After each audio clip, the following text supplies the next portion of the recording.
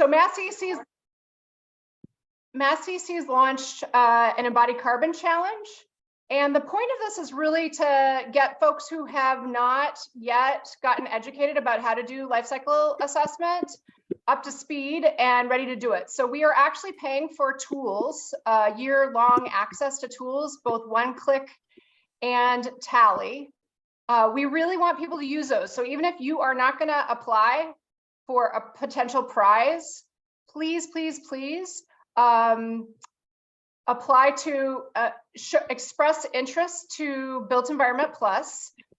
We want you to use those licenses. We've pre-funded a bunch of licenses for a year. It's either a $3,500 value or $1,000 value. So like this is the time to use those free licenses and try out the education. There's also a bunch of education coming up starting. There's actually a carbon one that Jacob Recusen, some of you might have taken course that BE Plus is offering very soon. In June, there's going to be an overview of tools. So this is in addition to Tally and One-Click, like things like Kaleidoscope, or when you're at, say with early talks with your structural engineer, the Structural Engineering 2050 course. There's like a calculator that you can use with your structural engineer to do just some real quick calculations on some things about possible designs. But basically going through about 6 of those, I think those will be really useful for you. Even if you don't want to do this competition, please tune into that one in June. And also there we go, great. Thank you, Ryan, for saving me. Can you advance to the next slide? So for the action, if you do, the reason we have so many prizes, we have 11 prizes of either 30,000 or 50,000, is that we're trying to basically fund you up front to get educated and to do a life cycle assessment on one of your projects, right? With this many prizes, if you go ahead and do this and apply, you've got a pretty good shot of at least getting a $30,000 prize. So that's the thinking here. We are trying to focus on the larger buildings, so 20,000 square feet or above. And because we're really trying to encourage people who don't do this yet to get involved with this and get educated, we are holding 5 of the prizes for people who've never done a life cycle assessment for a client before. Next slide, please. And so I just really want to emphasize this education. I'm not going to go through all the details. This presentation will be sent out with the notes so you can get more information, but I mentioned the tools overview. That's going to be June 14th. Please tune into that. Tips, and so if you choose to, most architects tend to like Tally because it's a Revit plugin, and that seems to be the best for them.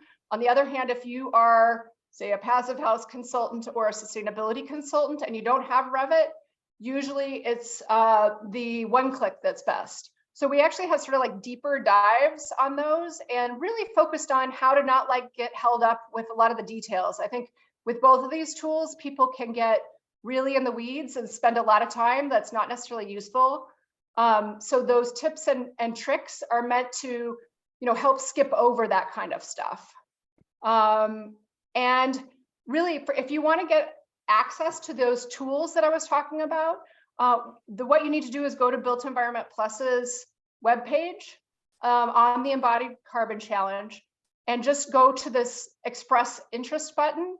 You need to just put in some basic information about who wants to access that license.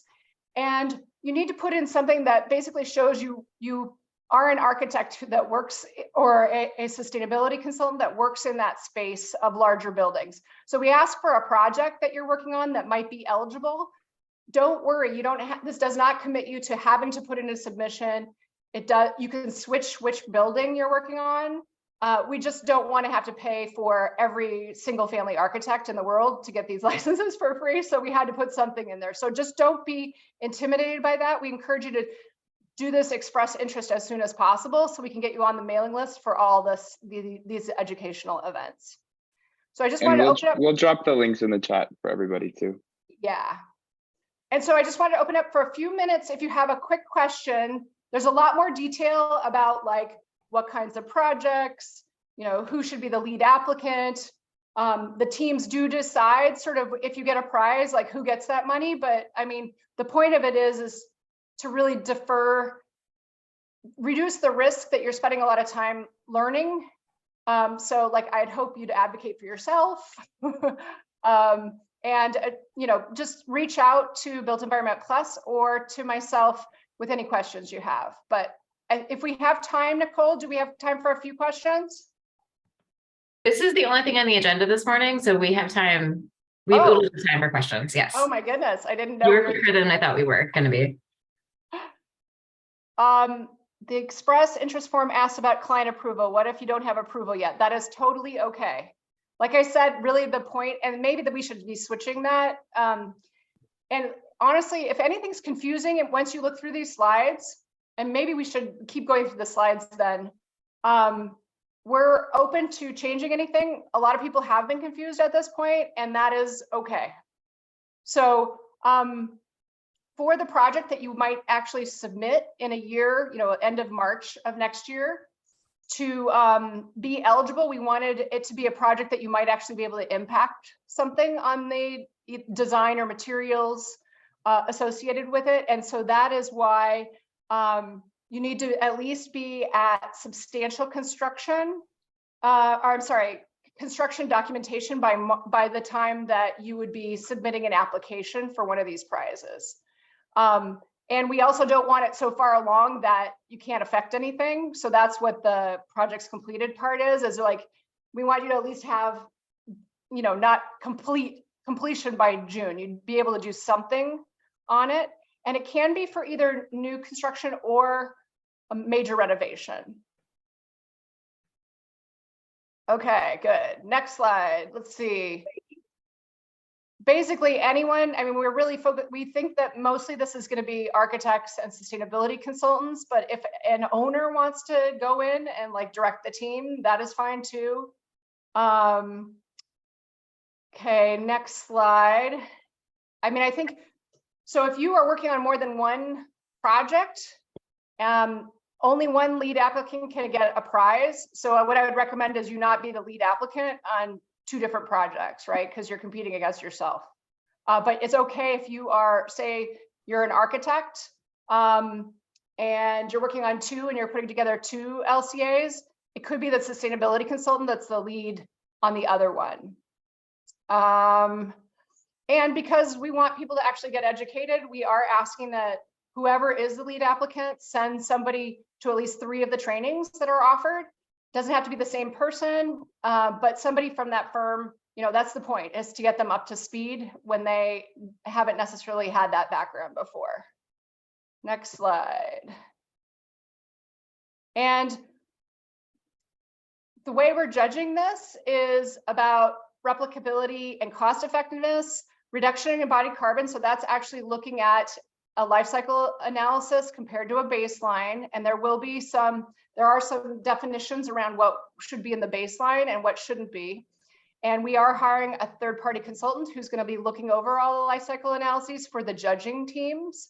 So the judging committee will be sort of told when, even just using those 2 tools, they have different assumptions, for example, about wood.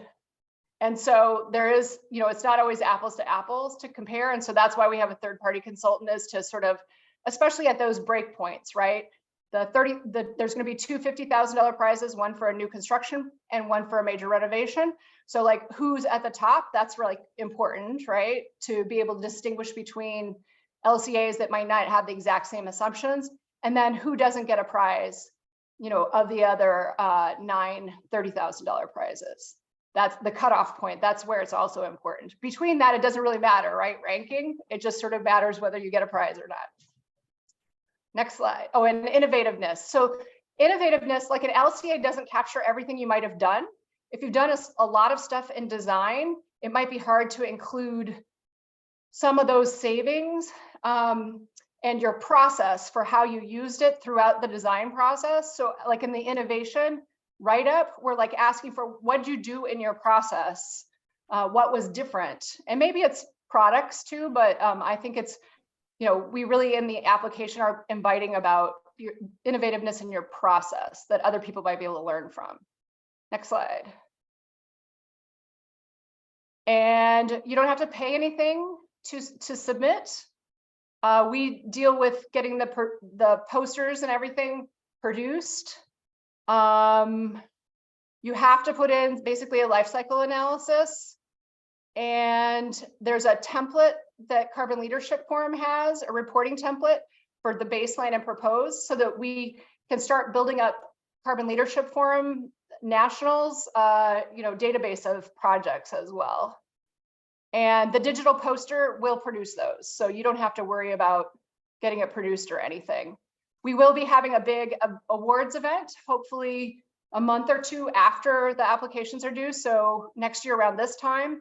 In fact, we definitely want BSA involved if we can to host it there. And, there'll be a lot of publicity associated with it, and also things that can be listed on your website as being a prize winner. And next slide, if there is another one. That's the last slide. Yep. Great. Thank you. Does anyone have questions? I think there's a couple that I either didn't hear the answer to or weren't answered in the chat. To confirm, will the client information that is shared as part of the express interest form be shared then with others? Or is that just for Mass CEC? Okay. So that's just for Built Environment Plus, so that we can screen to make sure you're like a legitimate firm working on a project that could be influenced. Okay. And that's just so that we don't, otherwise the budget could be unlimited, right, for licenses. That's all that's for. If you actually, I think in the details on the website, it says like, so the Carbon Leadership Forum, like form that's the baseline and the proposed that you would, put together as part of this application, I think that will be public information, but I don't think the full life cycle analysis will be, if people are worried about that. The details are in the fine print of the Built Environment Plus webpage. Okay, I think given the context of this question, the concern is that and Tina, you can jump in here if I'm wrong, please. But I had the same question, like as I was going to the express interest form, I hadn't yet shared or gotten approval with the client. And I wanted to make sure that if any of this was public for any reason, that they wouldn't be hearing it through anyone but our office. I think the only time that there might be an issue is if two organizations from the same project are applying. We're totally fine with you both getting licenses, but like we don't want you to apply for the same project. So we would probably, ask both of those teams, hey, who's gonna, if you guys are thinking about this, have one of you decided to be the lead yet? Do you have a different project you might be thinking to be the lead on that you could do instead? So we're just trying to head that stuff off in advance, I guess. But I think you guys as teams tend to talk a lot. So you just might not know the other is applying, right? So that might be the connection. We're not going to reach out to owners at all to check if they've gotten approval, if that's what your concern is. And I'm looking through the questions. Yes, so the project has to be in Massachusetts. You do not need to be a Massachusetts firm to apply for this, but the project has to be in Massachusetts. So we're a Massachusetts state agency. We can only encourage things in Massachusetts. So that's the reason for that. So I think somebody was asking about if they put their supervisor in as the lead contact. Is it better to express interest with my details? I'm not totally sure I think Meredith will reach out to who's ever the person there to ask who should get the license, right? That's not necessarily the supervisor. I think for the email kind of stuff, we can add more than one person. So I think if Ryan, we can check up on this afterwards, right? But like if there's not a place to get more people emails at the firm, because it may be that more than one person wants to get notified about all the education in particular, I'm thinking. So, and you can always reach out to Ryan and Meredith directly with an email as well. I think most of you know them over at Built Environment Plus. So does only one person have access to this software? I think in both cases, there's more money to add more people, but I think what in practice happens is that you have one email and one login that you share the information sometimes. We can talk about, I think especially with one-click, we have a decent amount of licenses open. So please talk to us if there's an issue about that.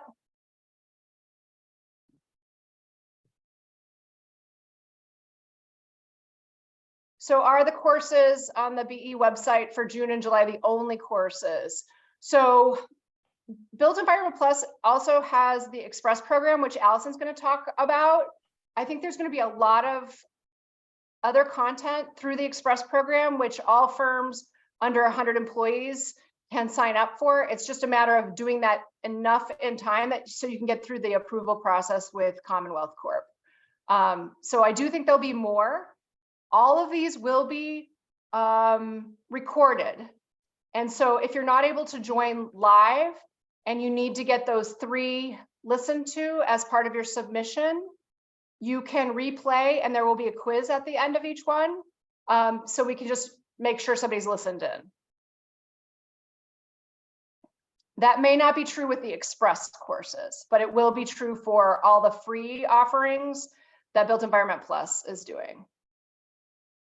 And I think there will be a lot of like, once you've chosen a tool, so like both Tally and one-click, I think there's a number of like smaller office hours that are like deeper dives where you can bring your project and ask questions for office hours, or it'll be just like a smaller format with common problems or common issues. So a lot of that kind of tool specific stuff, I think will get added over time as well. Can it be any building type over 20,000 square feet? Yes. So institutional, lab, whatever. Multifamily, we don't really care. The reason we picked larger buildings is because you're getting into structural steel and concrete there, and that's where the big stuff is. The other thing I will mention is Mass DEC is paying for ready mix concrete producers in the state. We have a small grant program starting July 15th for them to get set up with instant EPDs. So even if you don't do this course, please, please, please start asking for concrete EPDs for every mix you ask for, because that will encourage more of them to take advantage of the small grants to get set up. And I think all of you know it's a little bit hard to specify low embodied carbon concrete at any strength mix because you don't know the range necessarily. And this will give us a lot more information about what's available, and you can better explore like what you can get at similar prices, but much better greenhouse gas impact. Let's see, I think more questions coming in. It might be a good time to switch over to Allison. Scott, did you mean to raise your hand or was your question answered?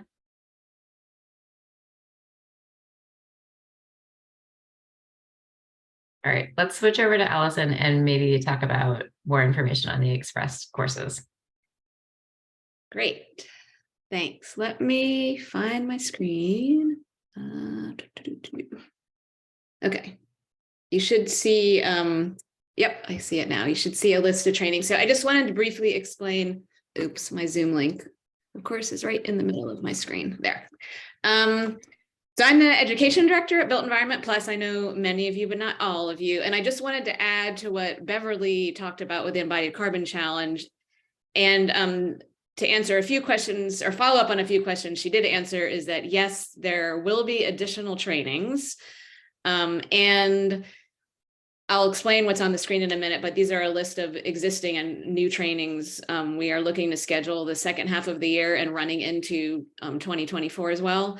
So how we offer, so the trainings that Bev went over with the Embodied Carbon Challenge, if you express interest in that, there are a series of free introductory trainings that are part of that. In addition, we have a training program that we run lots of different trainings, not only on materials and embodied carbon, but we are focusing on a track to tie into the Embodied Carbon Challenge where we're offering additional courses related to that, and how I'll just briefly, very quickly introduce you to our trainings, and I can follow up with anyone who's interested.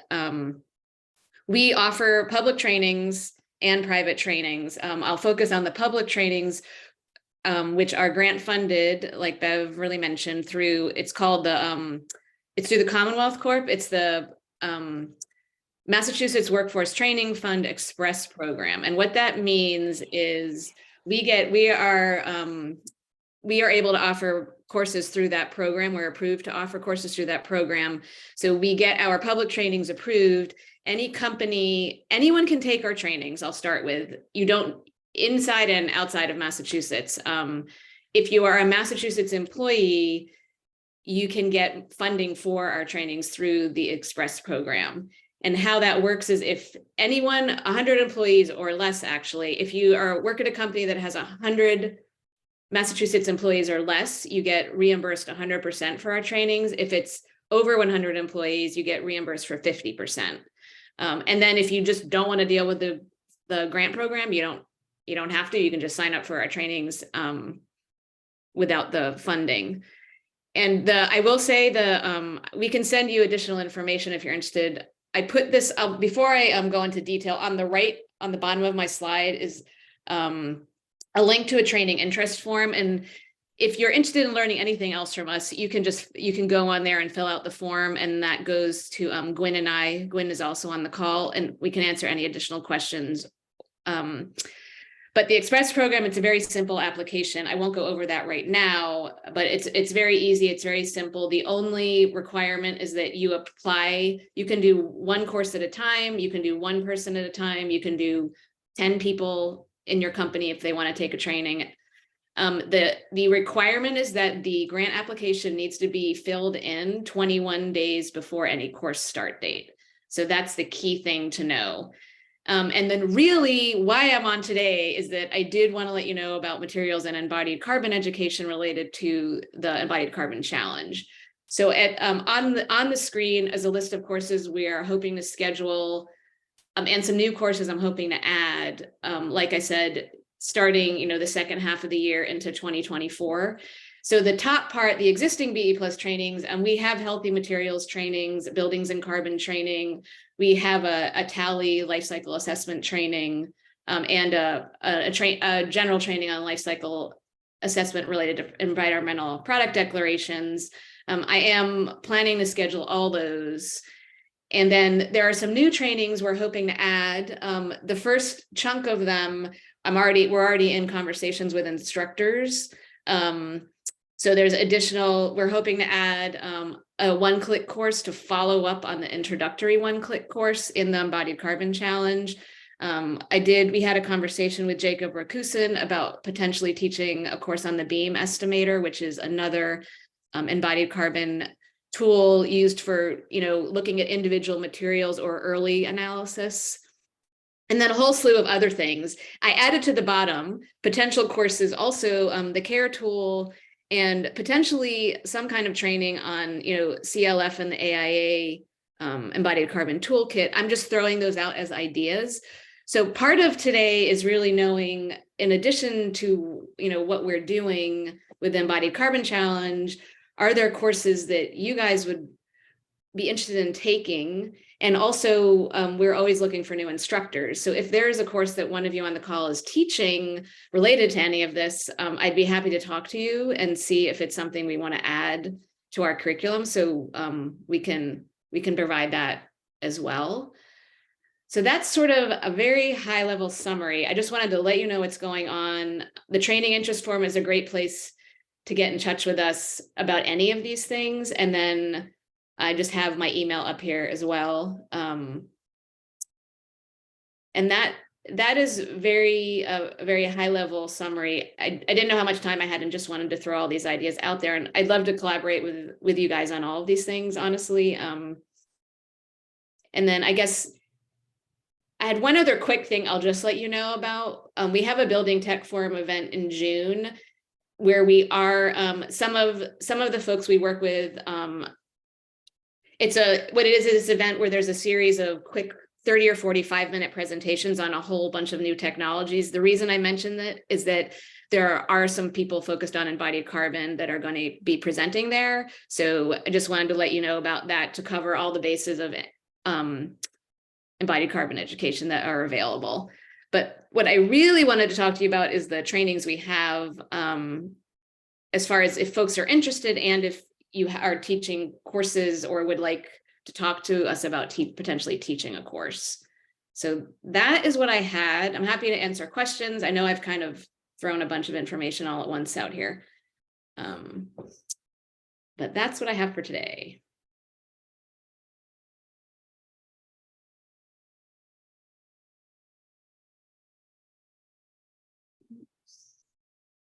And I'm looking in the chat to see if anything is in there. I don't see any questions. So I think my only question is, are we able to get copies of a shareable version of that slide deck Yeah, that we can distribute with this group along with the recording? Yeah. Great.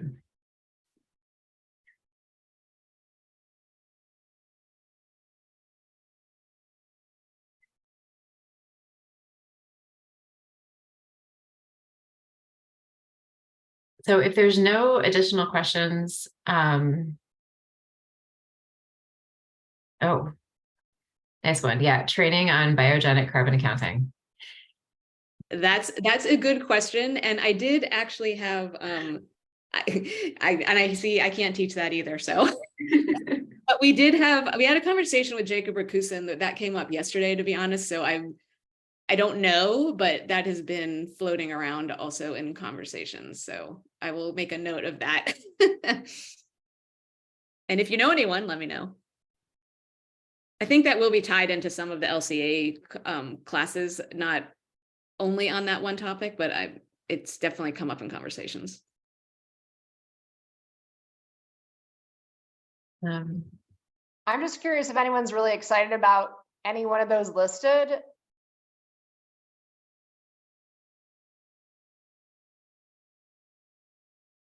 I will tell you, we have a small group signed up for the buildings and carbon and then the tool overview to try to get a few people brought into this process. Yeah, I think the tool review one will be extremely helpful for especially newbies who may not want to do full life cycle analysis, but want to try and change impact. So the more you guys, it's free, the more people you can get signed up. And I think it's particularly good for like interns for the summer. Like this is like a really up and coming topic.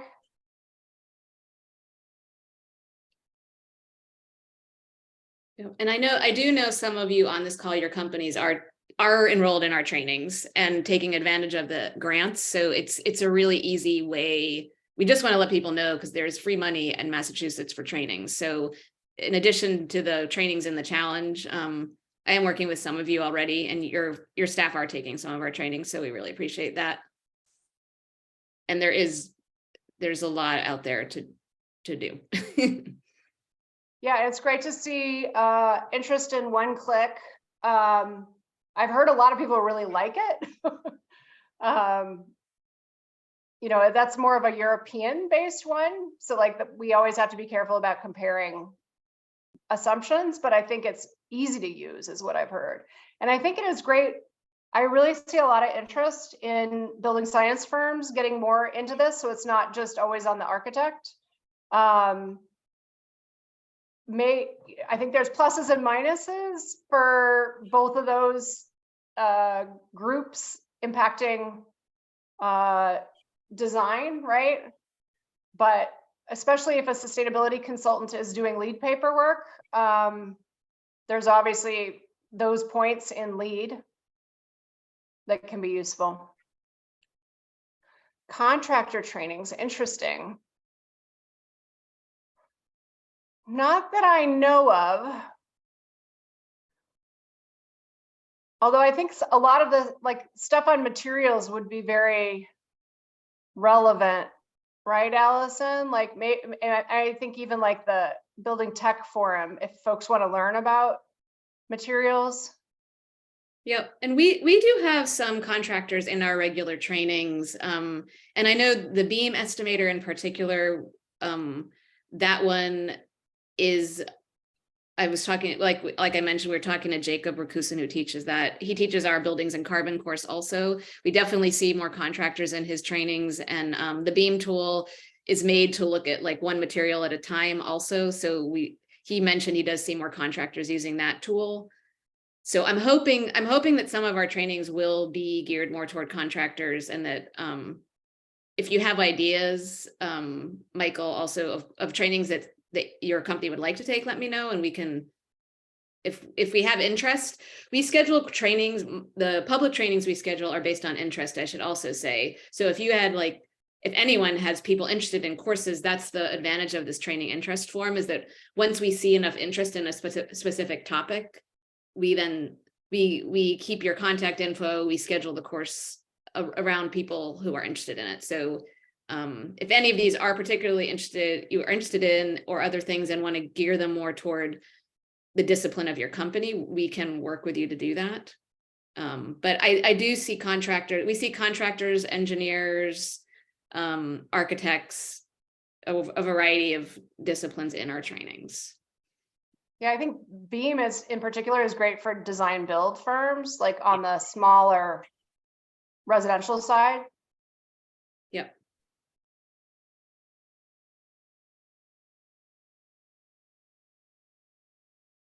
What's the process for free training for smaller offices again? I think that's for you, Allison. So the Express program, how it works is that all it is once we can give you the information on the training. We apply for the grant for our training, so you just need a grant number from us, and it's a very simple form. Again, we can provide the links to that. It's a 2-page form. You basically put in, once we scheduled the course, you put in even before we schedule a course, you put in your contact information, the course information. The only thing you do need in addition is a certificate of good standing from the Mass Department of Revenue, which is basically just says your company is paying your taxes. And that's also a quick online form.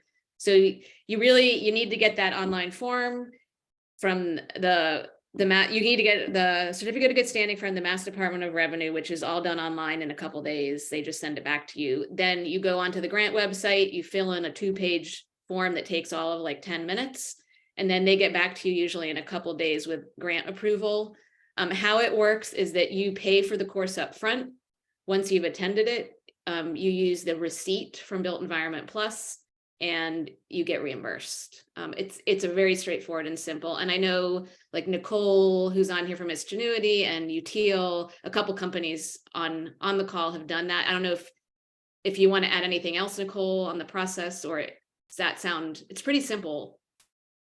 It's very straightforward. Getting the certificate of good standing is the only thing that ever trips me up. It expires every 6 months. Don't forget that. But otherwise, it's very straightforward. And if you just go to the Built Environment Plus webpage under education, it lays out all those steps that Allison talked through. Yep. And if you have a question in doing that, I think you can reach out to Built Environment Plus, and they're happy to help you with that. Yeah, definitely. It's just the lead time's important. You got to start early. Yeah. If you see a course coming up a couple months from now, you want to make sure you start now. Right. And you can also, I should mention, some companies, you can apply for the grant without knowing when the courses are scheduled. So we do work with some companies, and they're like, we want to send 10 people to a passive house training, and 8 people to the healthy materials training, and 6 people to buildings and carbon this year. They confirm we're actually scheduling those. You could apply for all of that in one grant application at the beginning of the year or anytime during the year, and then just add people in when the courses are scheduled. So you could look at sort of a curriculum for your staff, or you could just do one at a time. So there's lots of ways to work with us on that.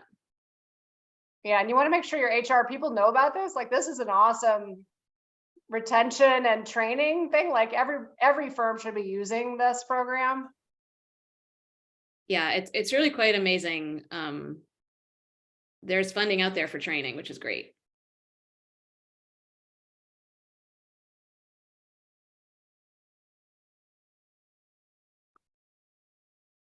Yeah, I like Michael's suggestions. Like deconstruction is like one of those things that contractors are really interested in. On-site diversion strategies, EC3 training. So that's interesting. So I will say, like, we are requiring for all these concrete EPDs, the instant ones that are going to be produced, that they be published on EC3. So that is like a great clearinghouse, EC3, I think, for EPD information. My understanding, though, is it's very product specific, which is why, like, when you're in design, it's a little bit early to be looking at EC3. The only thing I'll say is that there's written into kind of construction agreements right now, it's for larger, very sophisticated clients, but the contractor is using EC3 to help document all this. And then if it's given to something like an estimator, then it's very difficult to kind of, hey, this is why we're doing it, this is what you need to do. It's another thing for them. So EC3 training would be nice. And then yesterday, after the Mass C&D subcommittee meeting, it's very apparent that contractors are going forward need to be much better about waste and waste diversion. So it might be a very timely training to include as rules get more stringent and transparency is pushed. Yeah, thanks, Michael, for suggesting that. It's a really good suggestion. Yeah, that is great. And I do know, as far as EC3 tool, it's definitely tied into a lot of the trainings. There's not one training focused only on that, but I know a lot of the trainings use that data. I mean, a lot of the tools and the trainings talk about the EC3 tool, and a lot of the tools use that data. And the tools overview will definitely be mentioning it and where it's most useful to be using, I think. That's the important thing about that, is sort of knowing, you know, you don't want to brute force a whole project using just EC3. You'll spend so much time. But there are times when you're choosing between materials, especially, where it's a super useful tool. Awesome, thank you. Since we have a couple minutes left, Anna from MDVJ has shared that there's a tool that they actually just launched last week for carbon accounting. It's very on topic, so I'm gonna steal the screen from you, and thank you, and share this. Anna, if you want to take it away. Yeah. Yeah, I think we'll probably do a more detailed presentation on it and like walk everybody through how to use it. It's a very high level tool. So we just launched last week. It's been in development for about a year and a half now. I think we were using it internally before we launched it to be used by everyone who would like to try.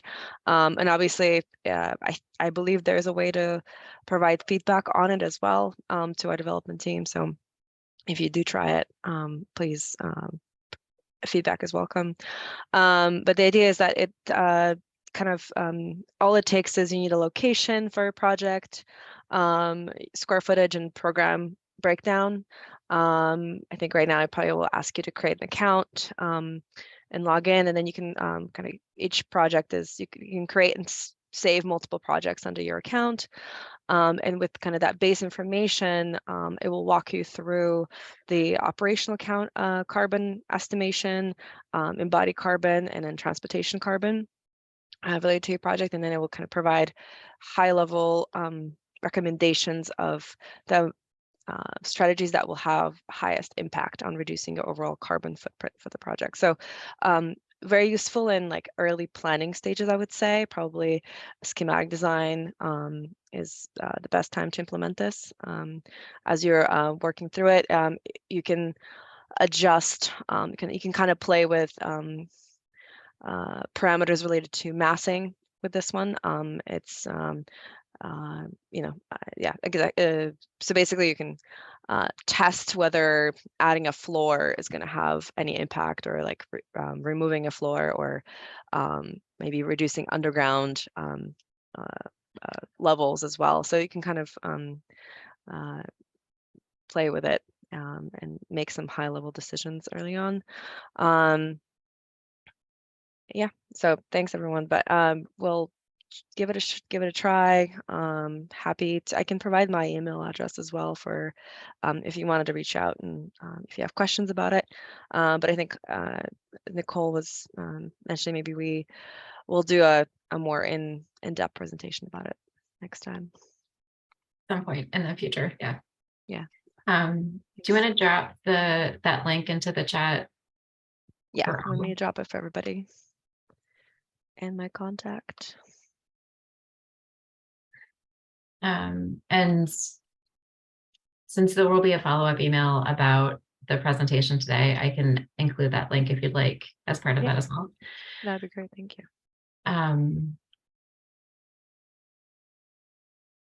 Any last questions, major updates from working groups, et cetera, as it's 9:50? The Readers Group has a meeting later today, 1 to 2. We'll be brainstorming working session with the Mirror Board. If anyone's interested, please let us know. CLF Boston Reeves at gmail.com. Thank you.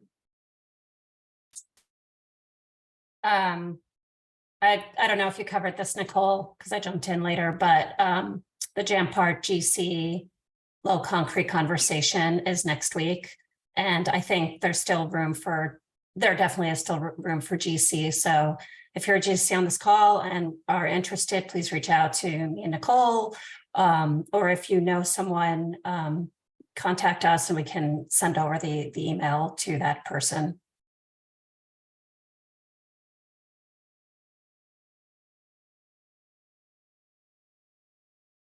There's a question in the chat from Tina about case study group, working group. I guess, Tina, to answer your question, we are still in the works. We're in the planning stages. Stay tuned. We have your name noted to reach out for a working group. I think we'll try to plan a working meeting in the next month or two, I would say. I think right now we're just in the middle of figuring out logistics and kind of the planning out the timeline. But thanks for your interest.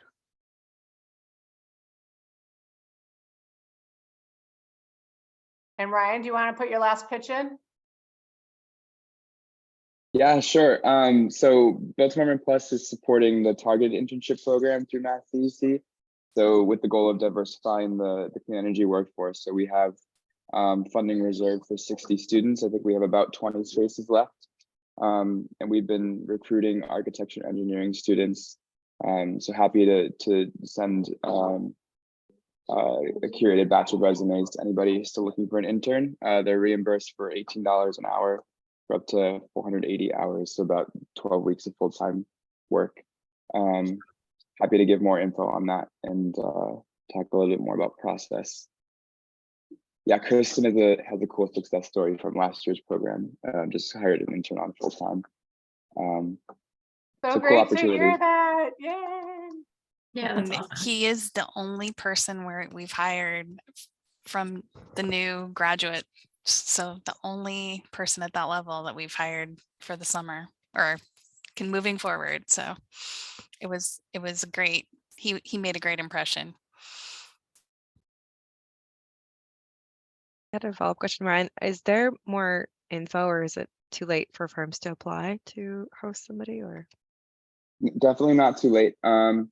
I think it might be easiest if you just email me and I can send you all the info that way.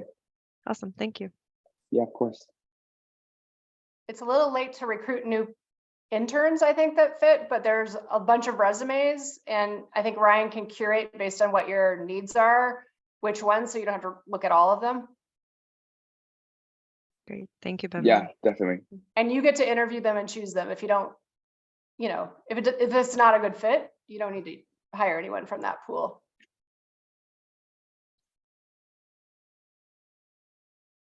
Awesome. All right. I'm going to close the meeting now and hopefully give everyone 6 minutes before their 10 a.m. start.